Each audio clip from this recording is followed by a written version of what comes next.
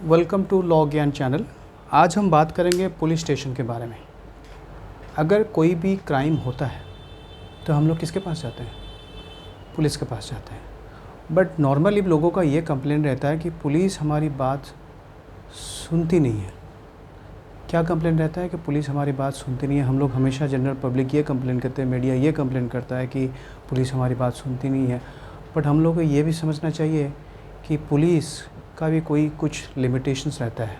मतलब पुलिस कुछ एक्शंस लेने के लिए तो उसका भी ड्यूटी बनता है कि वो देखे कि हाँ, ये इसमें हम लोग एक्शन ले सकते हैं कि नहीं ले सकते। तो पहले तो ये बात करते हैं, जब भी कंप्लेन हम लोग लेके जाते हैं वो किस सेक्शन में डील किया गया है? वो डील किया गया है सीआरपीसी में। सीआरपीसी में सेक्शंस 154 में डील किया गया है, जो कि बात कर रहा है FIR, first investigation report.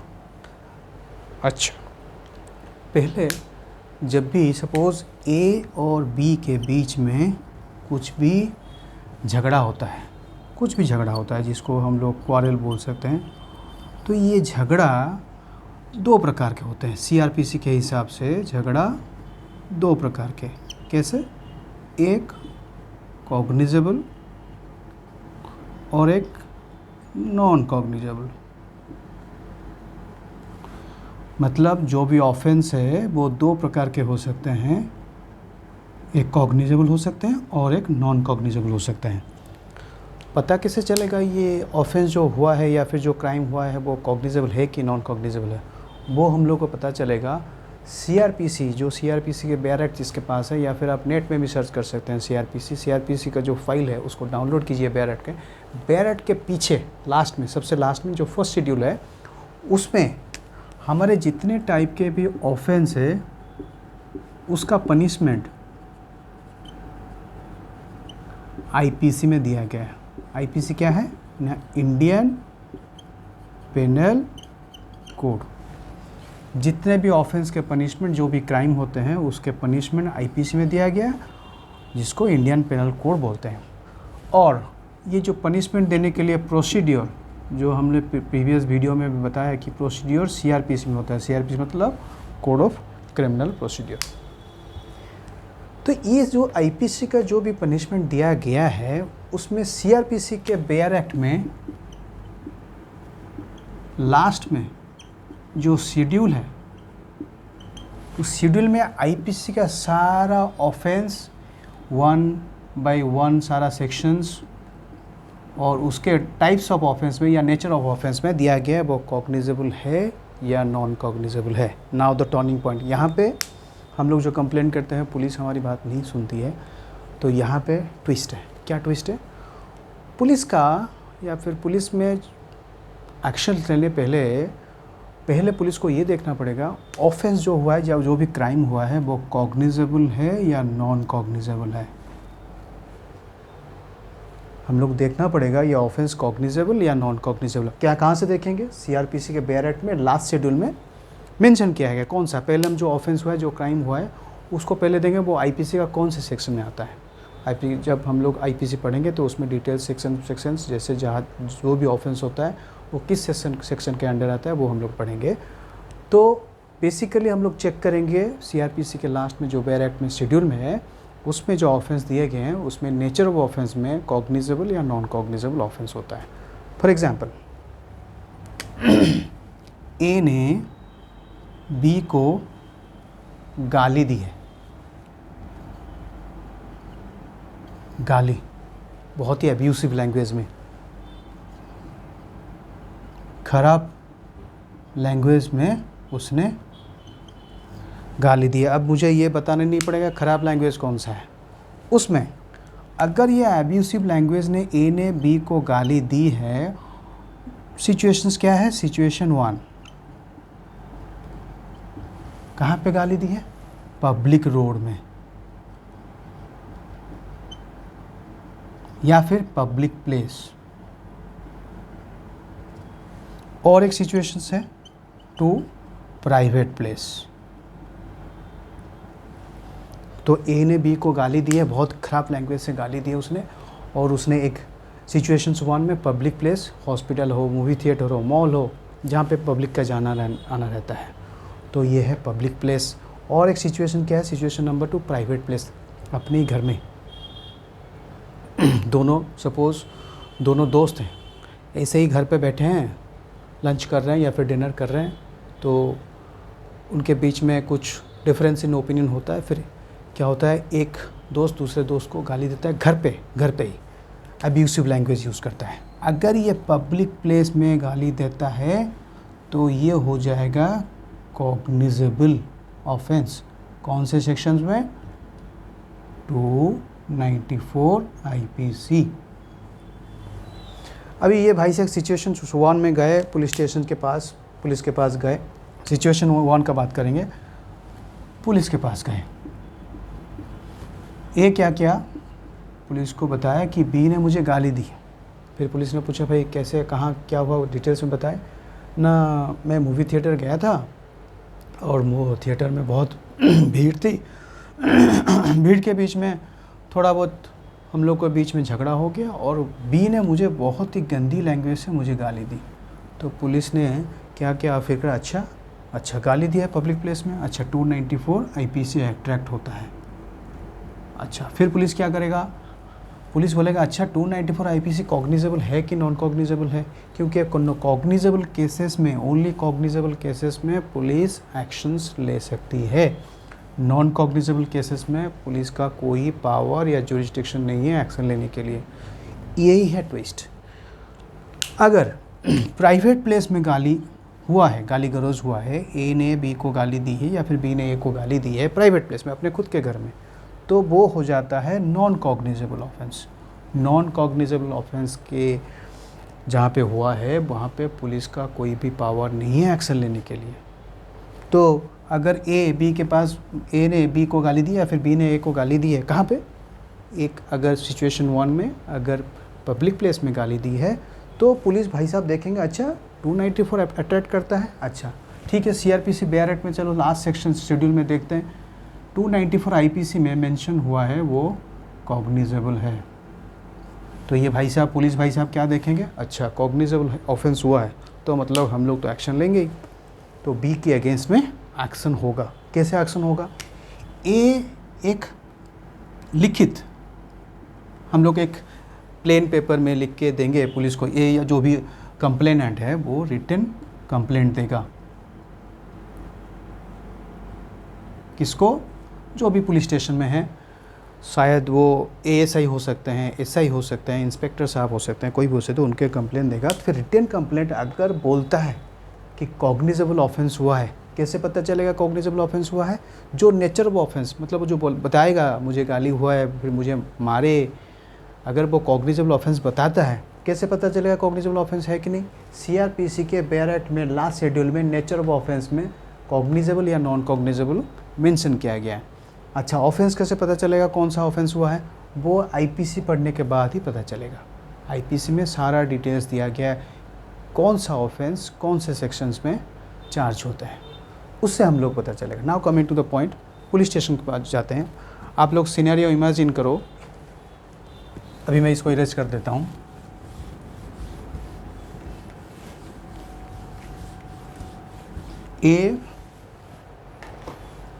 Situation ये था कि A B के बीच में झगड़ा हुआ, तो B ने A को बहुत ही एब्यूसिव लैंग्वेज में गाली दी। दो सिचुएशंस, एक पब्लिक प्लेस में और एक प्राइवेट प्लेस में। पब्लिक प्लेस होने से ये पब्लिक रॉन्ग हो जाता है, जो कि 294 IPC में दिया गया है और जो कि कॉग्निजेबल ऑफेंस है। हमने पहले ही कहा था अगर कॉग्निजेबल ऑफेंस है तो ही पुलिस एक्शंस लेगी। तो इस केस में भाई साहब क्या आते हैं, ये पुलिस स्टेशन के जाते हैं। पुलिस स्टेशन जब ये भाई साहब ए पुलिस स्टेशन गए, उनको क्या दिया, रिटन कंप्लेंट। इमेजिन कीजिए मैं गया पुलिस स्टेशन, तो वहाँ पे एक ASI या ऐसे जो बोलते हैं असिस्टेंट सब इंस्पेक्टर एएसआई बोलते हैं उनको, या फिर सब इंस्पेक्टर है जिसको सब इंस्पेक्टर बोलते हैं, एसआई बोलते हैं, और इंस्पेक्टर इंचार्ज जो आईआईसी इंस्पेक्टर इंचार्ज जो कि सबसे पुलिस स्टेशन के थाना अधिकारी जिसको बोलते हैं, वो हेड होते हैं थाना के। उनके नीचे होते हैं सब इंस्पेक्टर एसआई। सबसे हेड कौन होते हैं? आईआईसी थाना अधिकारी, इंस्पेक्टर इंचार्ज। उनके नीचे कौन होता है? Sub inspector SI, sub inspector. उनके नीचे कौन होता है? ASI, assistant sub inspector. कैसे पता चलेगा, हम लोग जो कभी कभी जाते हैं पुलिस स्टेशन तो कैसे पता चलेगा कि ये एएसआई हैं या एसआई हैं या फिर इंस्पेक्टर है? आप मार्क करेंगे पुलिस की जो वर्दी है, वर्दी में अगर 1 स्टार है, यहाँ पे आप लोग चेक करेंगे, यहाँ पे 1 स्टार है तो वो है एएसआई। अगर वर्दी में 2 स्टार हैं वो हैं सब इंस्पेक्टर साहब एसआई, और अगर 3 स्टार हैं तो वो भाई साहब या फिर वो साहब हैं इंस्पेक्टर इंचार्ज साहब। आप सीधा इनके पास जाइए, पुलिस स्टेशन में तो ये सारे हैं, कहीं कोई भी अवेलेबल होगा उनके पास जाइए। हाँ, बाकी उनके नीचे भी कांस्टेबल, होमगार्ड वो सब वगैरह होते हैं, पर उनका कोई पावर नहीं होता है एक्शन लेने के लिए। ये सब आप जो भी आपका प्रॉब्लम है ये लोग सुनेंगे। तो हाँ, और एक चीज़ है, 3 स्टार इनका आईआईसी जब प्रमोट हो जाते हैं तो वो डीएसपी बन जाते हैं, या फिर ACP assistant commissioner of police होते हैं मेट्रोपॉलिटन सिटी में, या फिर कमिश्नरेट पुलिस जहाँ पे होते हैं, और जहाँ पे अदर एरिया में डीएसपी साहब होते हैं। इनका भी 3 स्टार होता है। फिर उनके ऊपर डीसीपी होते हैं, एसपी होते हैं, या एडिशनल एसपी भी होते हैं। अच्छा, तो कैसे पता चलेगा? आप अगर कहीं पे जाते हैं तो अगर पुलिस स्टेशन गए, फर्स्ट टाइम गए, आपको पता नहीं है किससे बात करनी है, आप इन तीनों में से किसी से भी बात कर सकते हैं। ये तो हेड है, ये सबसे थाना अधिकारी जो है, ये मुखिया हैं, यही डिसीजन लेंगे, यही करके बोलेंगे कि इस केस का या फिर जो भी कंप्लेंट है उसका क्या करना है। तो आप अगर कहीं पे थाने में जाते हैं, पुलिस स्टेशन में जाते हैं, वहाँ पे चेक कीजिए वो जो साहब जो सर बैठे हैं उनके कंधे पे कितने स्टार हैं। अगर 1 स्टार है वो एएसआई हैं, अगर 2 स्टार है तो वो एसआई हैं, अगर 3 स्टार है तो वो आईआईसी सर है, या फिर आईआईसी बोलते हैं, या फिर एसएचओ बोलते हैं, स्टेशन हाउस ऑफिसर। अभी ये इस केस में हम लोग वापस आ जाते हैं। जो भी हुआ है तो जब इनके पास जाएंगे वो बोलेंगे आप लिखित तौर पे जो भी प्रॉब्लम हुआ है, जो भी ऑफेंस हुआ है वो दीजिए। आप क्या देंगे? रिटन कंप्लेंट देंगे,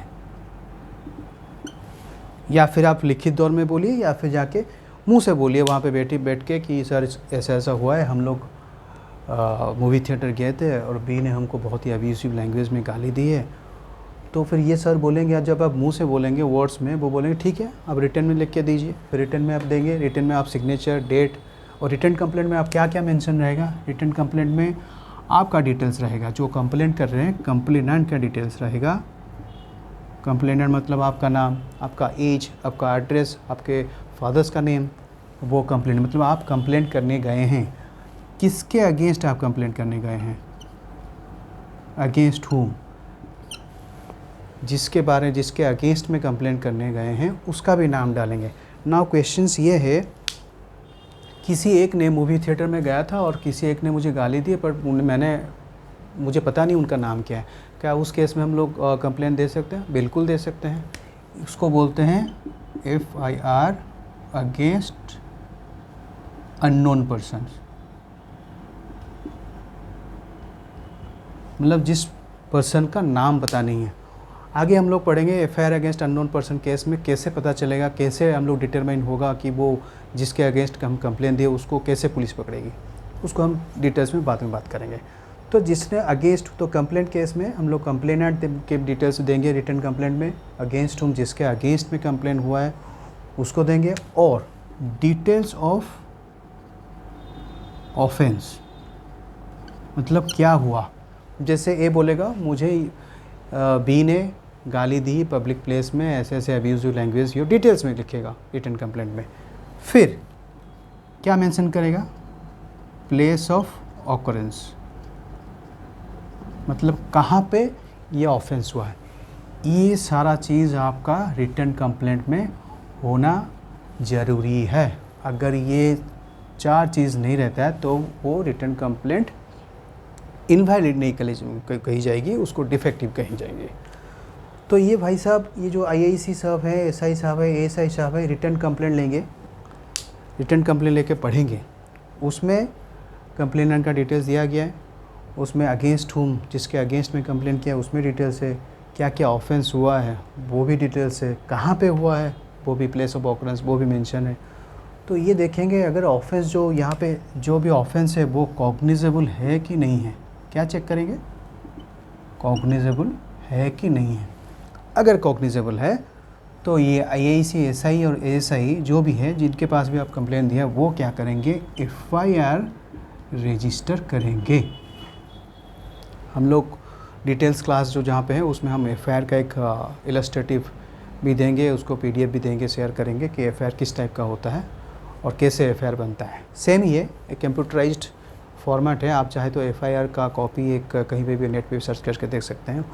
उसमें एफआईआर में आपका रजिस्ट्रेशन हो जाता है। रजिस्ट्रेशन होने के बाद वो क्या होता है? इन्वेस्टिगेशंस, पुलिस इन्वेस्टिगेशन करने जाएगा। वो भी हम लोग बाद में बात करेंगे कैसे इन्वेस्टिगेशन होता है, क्या होता है। तो यहाँ पे एफआईआर रजिस्टर हो जाता है। अगर एक बार एफआईआर रजिस्टर हो गया तो आपका कोई काम नहीं है, बाकी जो काम है पुलिस ही करेगी। वो जो स्टेप बाय स्टेप इन्वेस्टिगेशन का जो स्टेप है वो हम बाद में नेक्स्ट क्लासेस में करेंगे। नाउ प्रॉब्लम ये है, हमेशा जनरली लोगों का कंप्लेंट रहता है कि हम पुलिस के पास गए थे बट पुलिस ने कोई भी एक्शन नहीं लिया, इतना यहाँ सब प्रॉब्लम हुआ था बट कोई एक्शन नहीं लिया। बट यहाँ पर ये चीज़, एक चीज़ हमेशा याद रखना है, पुलिस एक्शन लेने के लिए वो ऑफेंस, जो भी क्राइम हुआ है वो कॉग्निजेबल होना ज़रूरी है। अगर कॉग्निजेबल नहीं है पुलिस एक्शन नहीं ले सकती। ये चीज़ हमेशा याद रखना है। इसलिए पहले हमको ये समझना है जो भी ऑफेंस या जो भी क्राइम हुआ है वो कॉग्निजेबल है, नॉन कॉग्निजेबल है। नॉर्मली क्या हुआ, सपोज़ क्या होता है, गाँव में दोनों के बीच में झगड़ा हो जाता है घर में, वो लोग चले जाते हैं पुलिस के पास, फिर कंप्लेंट करते हैं, एसपी साहब को कंप्लेंट कर देते हैं। मतलब ये आईआईसी है, डीएसपी है, एसपी है, जो सबसे हेड है, मुखिया है अपने डिस्ट्रिक्ट के, उनके पास जाते हैं, कंप्लेंट करते हैं। हम लोग आईआईसी सर के पास गए थे और उन्होंने कोई एक्शन नहीं लिया है। और एसपी साहब देखते हैं, भाई रिटन कंप्लेंट में क्या आपका केस कॉग्निजेबल है? भाई कॉग्निजेबल नहीं है तो पुलिस एक्शन नहीं ले सकती। तो मोस्ट ऑफ ये जो गलतफहमी होती है कि पुलिस एक्शंस नहीं लेती है, पहले इसको समझना चाहिए कि वो ऑफेंस जो भी क्राइम हुआ है वो कॉग्निजेबल है या नॉन कॉग्निजेबल है। इसीलिए मैं बोलता हूँ कि ज्ञान हमेशा होना चाहिए हर चीज़ के बारे में। अगर कहीं पे भी जा रहे हैं तो किसी से भी डील कर रहे हैं तो उसका बैकग्राउंड जो भी प्रोविज़न या फिर लॉ है उनको आपको जानना बहुत ज़रूरी है। Now next, coming to the next point. तो हम लोग अभी तक जाने कि कॉग्निजेबल और नॉन कॉग्निजेबल केस में। अच्छा, नाउ लॉजिक क्या है? सिर्फ कॉग्निजेबल केस में ही पुलिस एक्शन लेती है, नॉन कॉग्निजेबल केस में पुलिस एक्शन क्यों नहीं लेती है? कॉग्निजेबल केसेस जो भी होते हैं नॉर्मली सीरियस टाइप का ऑफेंस होता है, मतलब जो भी पब्लिक रॉन्ग होता है, और उस केस में एक्शंस लेना बहुत ही ज़रूरी और इमरजेंसी और इमीडिएट होना चाहिए। कॉग्निजेबल केस में इमीडिएट एक्शंस होना ज़रूरी है, इसीलिए पुलिस उसको एफआईआर रजिस्टर्स करके उसको इन्वेस्टिगेशंस उस ऑफेंस में करती है। नाउ नॉन कॉग्निजेबल, सपोज इस एग्जांपल में हमने बताया कि प्राइवेट प्लेस में अगर कुछ गाली गलौज हुआ है तो उस केस में क्या करेंगे? अगर पुलिस देखेगी अरे ये तो पब्लिक प्लेस में नहीं हुआ है, प्राइवेट प्लेस में हुआ है गाली गलौज, तो ये तो कॉग्निजेबल ऑफेंस नहीं है, ये नॉन कॉग्निजेबल ऑफेंस हो गया। तो पुलिस क्या करेगी? ये जो आईआईसी साहब हो या फिर एसआई साहब हो, एएसआई साहब, जिनके पास अब रिटन कंप्लेंट या फिर कंप्लेंट ओरली बताए कि ये हुआ है, तो ये सब क्या करेंगे? अपने स्टेशंस में एक डायरी मेंटेन होता है, उसको बोलते हैं स्टेशन डायरी या फिर जनरल डायरी या फिर डेली डायरी। एक अलग अलग स्टेट में अलग अलग टर्म यूज़ होता है। जनरली ये स्टेशन डायरी या फिर जनरल डायरी बोला जाता है। तो जब रिटर्न कंप्लेंट आप लेके गए और पुलिस ने देखा कि उसमें जो केसेस है या जो भी ऑफेंस है वो नॉन कॉग्निजेबल है, कॉग्निजेबल हो या नॉन कॉग्निजेबल हो, इस डायरी में एंट्री होगा। क्या एंट्री होगा? उसमें नंबर पड़ेगा, उसमें डेट पड़ेगा, टाइम पड़ेगा, और उसमें जो भी आप रिटर्न कंप्लेंट है वो भी एंट्री होगा। ये भाई साहब आए थे और ये कंप्लेंट दिए हैं, कॉग्निजेबल हुआ तो फिर वो एफआईआर रजिस्ट्रेशन होगा। अगर कॉग्निजेबल नहीं हुआ, मतलब नॉन कॉग्निजेबल केसेस में, ये जो सर हैं, आईएसी सर हो या फिर एसआई सर हो या फिर एएसआई सर हो, वो रेफ़र करेंगे कि आप जाइए, आपका केस नॉन कॉग्निजेबल है, आप मजिस्ट्रेट के पास जाइए कंप्लेंट करने। तो मतलब जो भी ऑफेंस होता है उसका रेमेडी क्या होता है, ये हम इरेज कर देते हैं। ऑफेंस हम लोग पढ़े, दो प्रकार के ऑफेंस होते हैं, एक कॉग्निजेबल और एक नॉन कॉग्निजेबल। कॉग्निजेबल केस में डायरेक्ट पुलिस एक्शन चलेगी, आप पुलिस के पास जाएंगे, कंप्लेंट करेंगे। नॉन कॉग्निजेबल केस में आप मैजिस्ट्रेट को जाके कंप्लेंट करेंगे। समझ गए? अच्छा, मैजिस्ट्रेट का कंप्लेंट करने का तरीका अलग है, उसका सेक्शन सीआरपीसी में अलग है, वो हम डिटेल्स में अदर वीडियोस में डालेंगे। अभी सपोज कॉग्निजेबल केस है, फिर भी पुलिस एक्शंस नहीं ले रही है। कॉग्निजेबल केस है मतलब पुलिस एफआईआर रजिस्ट्रेशंस करना मैंडेटरी है। ये मैंडेटरी, अगर जो ऑफेंस मतलब जो रिटर्न कंप्लेंट आपने दिया पुलिस को, उसमें अगर ऑफेंस जो भी हुआ है, जो भी क्राइम हुआ है, वो अगर कॉग्निजेबल है। अच्छा, कॉग्निजेबल कहाँ कैसे पता चलेगा, वो हमने पहले बताया कि सीआरपीसी के लास्ट बेयर एक्ट में, लास्ट शेड्यूल में, first schedule, sorry bare act में लास्ट में जो फर्स्ट शेड्यूल है उसमें आपका मेंशन हुआ है नेचर ऑफ ऑफेंस में वो कॉग्निजेबल है या नॉन कॉग्निजेबल। अगर कॉग्निजेबल केसेस है तो एफआईआर रजिस्ट्रेशंस मैंडेटरी है। ये कहाँ पे लिखा है ना, ये सुप्रीम कोर्ट ने बताया, कहाँ पे ना, Lalita Kumari versus state of UP. ये जो केस हुआ है, ये केस किसके आधार पे हुआ है? जनरली क्या होता है, जब भी रिटर्न कंप्लेंट आता है, पुलिस क्या करती है, इमीडिएटली एफआईआर रजिस्ट्रेशन नहीं करती है। पुलिस क्या करती है, रिटर्न कंप्लेंट आने के बाद वो एक प्रिलिमिनरी इंक्वायरी करती है। जब आप रिटर्न कंप्लेंट देते हैं ना, वो पुलिस क्या करती है, एफआईआर रजिस्ट्रेशन होने से पहले प्रिलिमिनरी इंक्वायरी करती है। इस प्रिलिमिनरी इंक्वायरी में पता चलता है, ये केस होने से पहले Lalita Kumari versus state of UP में रिटर्न कंप्लेंट में आपका कॉग्निजेबल ऑफेंस, आपने बताया कि कॉग्निजेबल ऑफेंस हुआ है,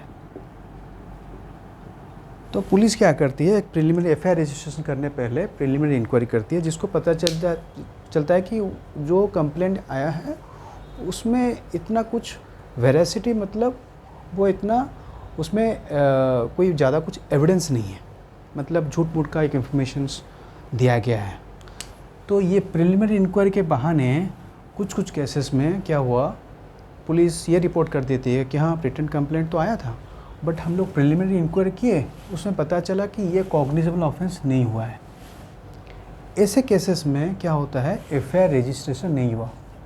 पुलिस ये ग्राउंड लिया कि प्रिलिमिनरी इंक्वायरी में हमको पता चला कि जो भी इंफॉर्मेशन रिटर्न कंप्लेंट में दिए गए हैं वो इनवैलिड है या फिर झूठ मूठ के हैं। तो इसी ग्राउंड से क्या होता है कि बहुत सारा एफआईआर रजिस्ट्रेशन नहीं हुए। इसीलिए Lalita Kumari versus state of UP case में ऑनरेबल सुप्रीम कोर्ट ने ये कहा कि अगर रिटर्न कंप्लेंट में कॉग्निजेबल ऑफेंस मेड आउट होता है, मतलब आपने जो क्राइम के बारे में बताया, अगर वो रिटर्न कंप्लेंट बोलता है कि ये क्राइम जो हुआ है वो कॉग्निजेबल है, तो एफआईआर रजिस्ट्रेशन मैंडेटरी है।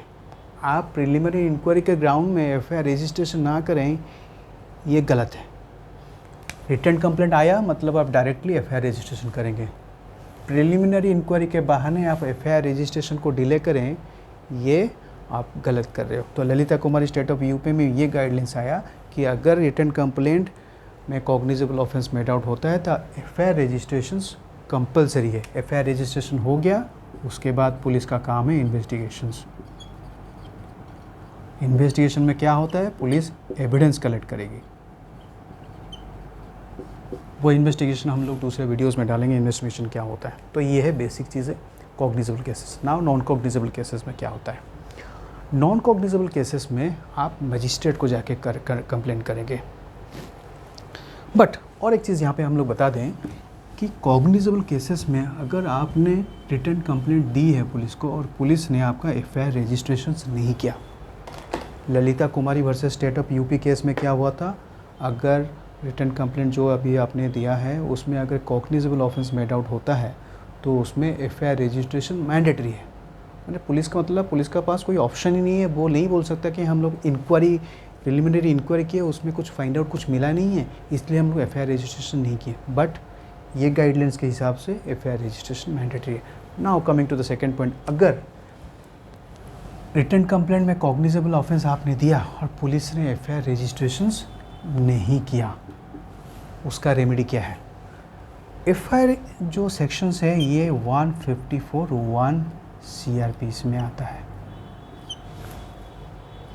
अगर आपने रिटर्न कंप्लेंट दी है और उसमें कॉग्निजेबल ऑफेंस मेंशन हुआ है, पुलिस एफआईआर रजिस्ट्रेशन नहीं करता है, पुलिस मतलब कौन, आईआईसी सर हैं, इंस्पेक्टर इंचार्ज जो हैं और एसएचओ साहब हों या फिर एसआई सर हों या फिर एएसआई सर हों, अब जिनको आपने रिटर्न कंप्लेंट दिए तो वो आईआईसी सर आपका एफआईआर रजिस्ट्रेशन नहीं करते हैं, तो आप क्या करेंगे, इसका रेमेडी क्या है। इसका रेमेडी है 154(3). 154(3) में क्या कहता है कि अगर आईआईसी सर या फिर एसएचओ सर या फिर एसआई सर या फिर एएसआई सर, इनके ऊपर होता है ना डीएसपी और एसपी,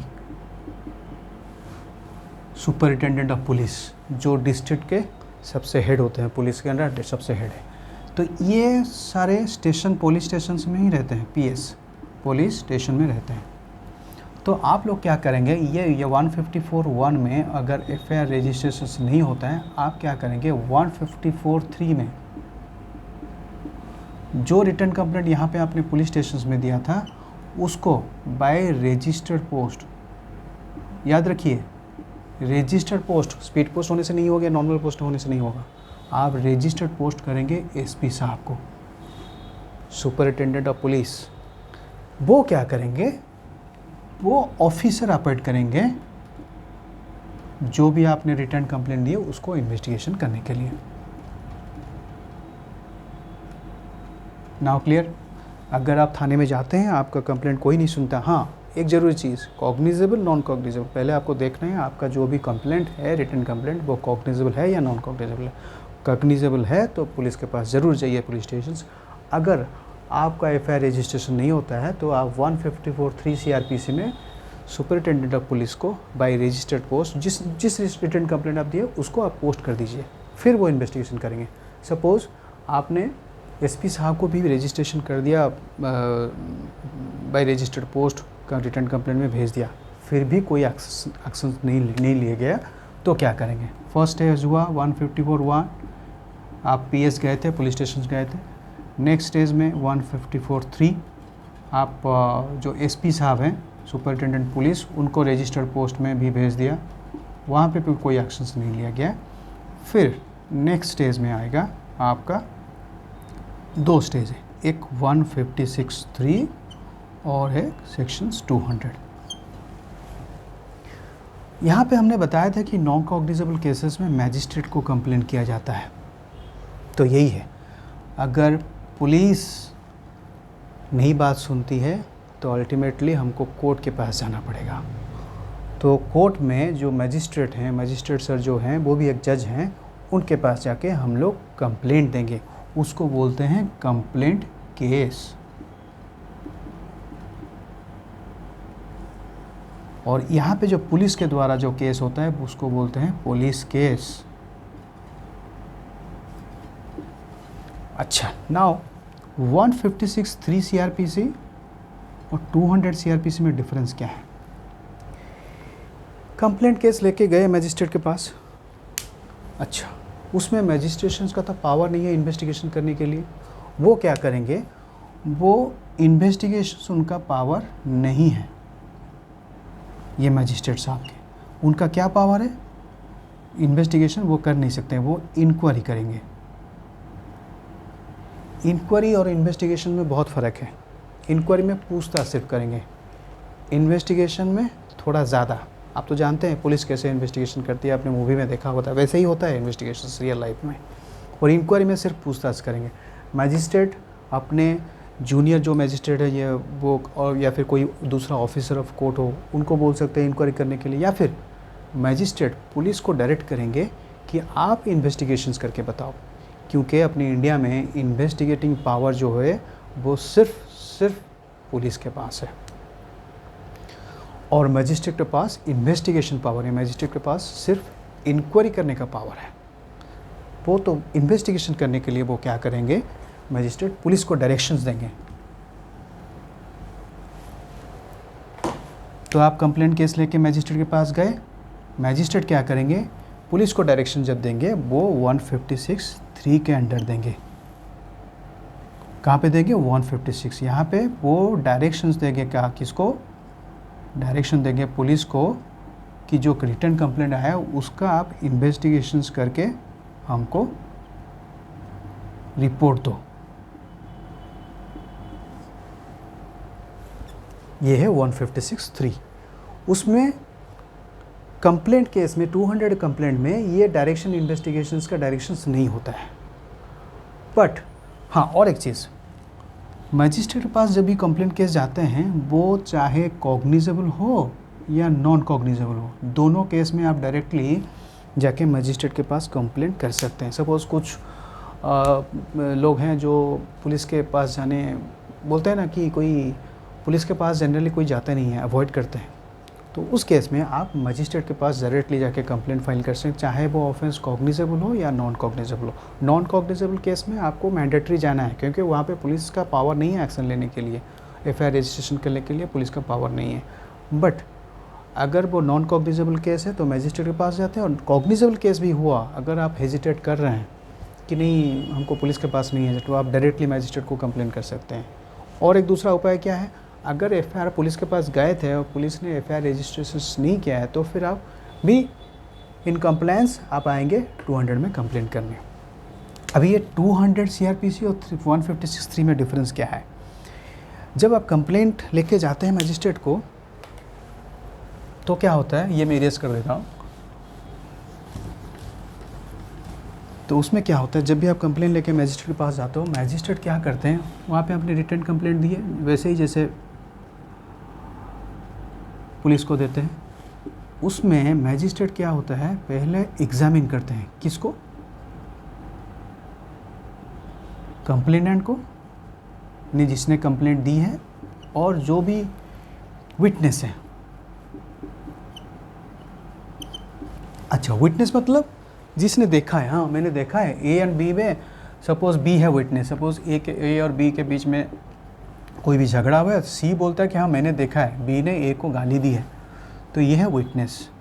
तो आप कंप्लेनेंट को एग्जामिन करेगा जिसने कंप्लेंट दी है, और विटनेस जिसने जो क्राइम होते हुए देखा है, इन दोनों को एग्जामिन करेगा। एग्जामिन मतलब पूछेगा, आप लोग बोलो, विटनेस को बोलेगा, कंप्लेंट को बोलेगा बोलो, वो ओथ में, वो ओथ में मतलब ऐसे आपको जो आपने देखा ना, जो मैं जो कहूँगा सच कहूँगा, सच कह लेगा, कुछ नहीं कहूँगा, वैसे ही ऑन ओथ वो बोलेगा कि कंप्लेनेंट को आप बोलिए, तो वो कंप्लेनेंट बोलेगा, वैसे ही विटनेस भी बोलेगा, उसको मैजिस्ट्रेट एग्जामिन करेगा। नाउ ये जो स्टेज है रिटर्न कंप्लेंट, ये स्टेज आने से पहले, रिटर्न कंप्लेंट के बाद मैजिस्ट्रेट एग्जामिन करेगा, ये केस है सेक्शन 200 सीआरपीसी में बोलता है। नाउ उससे पहले रिटर्न कंप्लेंट जब आप मैजिस्ट्रेट को देते हैं तो ये स्टेज से पहले मैजिस्ट्रेट क्या करेंगे, मैजिस्ट्रेट आपको 156(3) में पुलिस को डायरेक्शन देंगे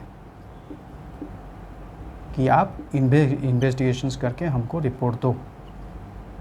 अभी पुलिस को डायरेक्शंस तो दे दिए, बिना एफआईआर के पुलिस कैसे इन्वेस्टिगेशंस करेगी? इसीलिए 156(3) में क्या होता है, पहले एफआईआर रजिस्ट्रेशन होता है। देखिए, अगर डायरेक्टली पुलिस एफआईआर रजिस्ट्रेशन कर देते तो फिर ये प्रॉब्लम नहीं आती। उसने 154 में नहीं किया, फिर 154(3) में हम लोग एसपी को रजिस्टर्ड पोस्ट में दिए, वो भी कुछ एक्शंस हुआ नहीं, एफआईआर रजिस्टर्स नहीं हुआ। फिर हमने कंप्लेन दिया, फिर कंप्लेन में क्या होता है, 2 ऑप्शन है, 156(3) CRPC है, 200 है। यहाँ पे जब रिटर्न कंप्लेंट मैजिस्ट्रेट के पास आया तो उसने पुलिस को डायरेक्शंस दे दी कि भाई इन्वेस्टिगेशन करके बताओ। और इन्वेस्टिगेशन कब करेगी पुलिस, जब एफआईआर रजिस्ट्रेशन करेगी तब ना। तो यहाँ पे एफआईआर रजिस्ट्रेशन होता है, फिर इन्वेस्टिगेशंस होता है, और इन्वेस्टिगेशंस करके फिर पुलिस क्या करती है, मैजिस्ट्रेट को रिपोर्ट सबमिट करती है, जो है अंडर सेक्शंस 173(2), जिसको बोलते हैं, जब रिपोर्ट सबमिट करते हैं उसको बोलते हैं पुलिस रिपोर्ट। मतलब ये हो जाएगा पुलिस केस। हमने पहले दिखाया था ना वो दूसरे, मतलब लास्ट कुछ मिनट पहले, कि पुलिस रिपोर्ट एक होता है और एक कंप्लेंट केस होता है, पुलिस केस कंप्लेंट केस। तो ये पुलिस रिपोर्ट जब देता है तो उसको बोलते हैं पुलिस केस। ये है स्टेजेस। नाउ इसमें और एक ज़रूरी बात ये है कि स्टेजेस आपका है, पहले 154(1) डायरेक्ट पुलिस स्टेशन में गए, एफआईआर दिए, पुलिस ने कुछ एक्शंस नहीं लिया। कॉग्निजेबल केस है, नॉन कॉग्निजेबल केसेस में पुलिस एक्शंस नहीं ले सकती। फिर आपने 154(3) में एसपी को रजिस्टर्ड पोस्ट में वही रिटर्न कंप्लेंट को भेज दिया, फिर भी एसपी साहब कुछ एक्शंस नहीं लिए। फिर आपने क्या किया, मजिस्ट्रेट के पास में जाके कंप्लेंट दी, रिटर्न कंप्लेंट दी। मजिस्ट्रेट क्या किए, एग्जामिन नहीं किए, मतलब पूछताछ, बिना कुछ पूछताछ किए डायरेक्टली पुलिस के पास भेज दिए कि पुलिस को आपको नहीं जाना है, वो जो रिटर्न कंप्लेंट वो रेफ़र कर देंगे पुलिस को कि आप इस केस को इन्वेस्टिगेट कीजिए और हमको रिपोर्ट दीजिए। यहाँ पे और एक गाइडलाइंस है कि 156(3) एक्सरसाइज करने से पहले मजिस्ट्रेट को ये चेक करना है, याद रखिए, मजिस्ट्रेट को ये चेक करना है कि आपने 154(1) में पुलिस स्टेशन को पहले रिटर्न कंप्लेंट दिया था, उसमें कोई एक्शंस नहीं लिया, और आपने 154(3) में एसपी को भी रजिस्टर्ड पोस्ट में वो जो रिटर्न कंप्लेंट है वो भी भेज दिया था और एफआईआर रजिस्ट्रेशन हुआ। ये चीज़, ये दोनों चीज़ मैजिस्ट्रेट को चेक करना है। किसको चेक करना है, मैजिस्ट्रेट को चेक करना है। ये कहाँ पे लिखा है, ये कहीं पे लिखा नहीं है, ये सुप्रीम कोर्ट रे एक केस था, Priyanka Srivastava versus state of UP. इसमें सुप्रीम कोर्ट ने ये कहा कि जो भी कंप्लेंट केसेस आए हैं उनको मैजिस्ट्रेट को पहले ये देखना है क्या उन्होंने 154(1) CRPC में पुलिस स्टेशन को जाके कंप्लेंट दिया था और उनका एफआईआर रजिस्ट्रेशन नहीं हुआ फर्स्ट स्टेज में। सेकेंडली, अगर पुलिस स्टेशन में कोई एक्शंस नहीं लिया गया, एफआईआर रजिस्ट्रेशन नहीं हुआ था, फिर क्या 154(3) CRPC में वो एसपी को रजिस्टर्ड पोस्ट में भेजे हैं। ये दोनों चीज़ अगर कंप्लाई हुआ है तो फिर उनके बाद ही, ये सेटिस्फाइड होने के बाद ही मजिस्ट्रेट वाइज साहब क्या करेंगे, 156(3) में पुलिस को डायरेक्शन देंगे कि आप इन्वेस्टिगेशन करेंगे। फिर पुलिस नेक्स्ट स्टेप जाके इन्वेस्टिगेशन करके रिपोर्ट सबमिट करेगी। ये पुलिस मैजिस्ट्रेट के ऊपर डिपेंड करता है, ये चाहे तो वो 156(3) में आपको पुलिस को डायरेक्शन दे इन्वेस्टिगेशन करने, या फिर police directly, magistrate directly examine करके आगे केस को ले, ये मैजिस्ट्रेट के ऊपर डिपेंड करता है। तो ये वीडियो का, ये हम लोग आज वीडियो का ये सब्सटेंस ये है कि हमको चेक करना है कि जो भी केसेस हैं, कॉग्निजेबल केसेस हैं या फिर नॉन कॉग्निजेबल केसेस है। आप पुलिस को दोष देने से पहले, जनरली पुलिस के ऊपर किसी का मतलब क्या, पुलिस को हम लोग सेफ़ फील नहीं करते हैं पुलिस के पास जाने के लिए। पुलिस के पास जाने के लिए सेफ़ फील कीजिए, बट पुलिस के अभी कुछ लिमिटेशंस होता है, जैसे कि कॉग्निजेबल या नॉन कॉग्निजेबल केसेस है। अगर आप नॉन कॉग्निजेबल केस का कंप्लेंट लेके गएंगे तो पुलिस कुछ कर नहीं सकती है। तो लोगों को, बहुत सारे लोगों को ये पता नहीं होता है कि नॉन कॉग्निजेबल केसेस में पुलिस का कोई एक्शंस नहीं ले सकती है, और उसमें वो मीडिया में बहुत सारी बातें फैलती है, पुलिस एक्शंस नहीं लेती है। भाई पुलिस का भी तो कुछ लिमिटेशंस होती हैं, तो ये हम लोग को जानना ज़रूरी है। पहले कंप्लेंट करने से पहले हमारा केस कॉग्निजेबल है या नॉन कॉग्निजेबल है। नॉन कॉग्निजेबल केसेस में पुलिस कोई भी एक्शंस नहीं ले सकती है। तो ये आज के वीडियो में ये ज्ञान मिल रहा है कि मतलब हम लोग जब पुलिस में जाएँ, पुलिस स्टेशन जाते हैं, तो ये बिल्कुल जान के जाएं कि कौन सा ऑफेंस हुआ है। ऑफेंस कौन सा हुआ है वो IPC, इंडियन पेनल कोड में दिया गया है। वो हम लोग भी क्लासेस करेंगे, आपका डिटेल्स क्लासेस। हमारे details classes, free classes join करने के लिए आप लिंक में डिस्क्रिप्शन दिया गया है गूगल फॉर्म में, उसको फिलअप कीजिए, आपको लिंक भेजे जाएंगे, उसमें आप क्लास कर सकते हैं। और ये अगर वीडियो आपको अच्छा लगा है तो फिर आप सब्सक्राइब, शेयर और कमेंट ज़रूर करें अगर आपको कोई भी चीज़ में डाउट हो, और हाँ, लाइक भी ज़रूर करना मत भूलना। Thank you.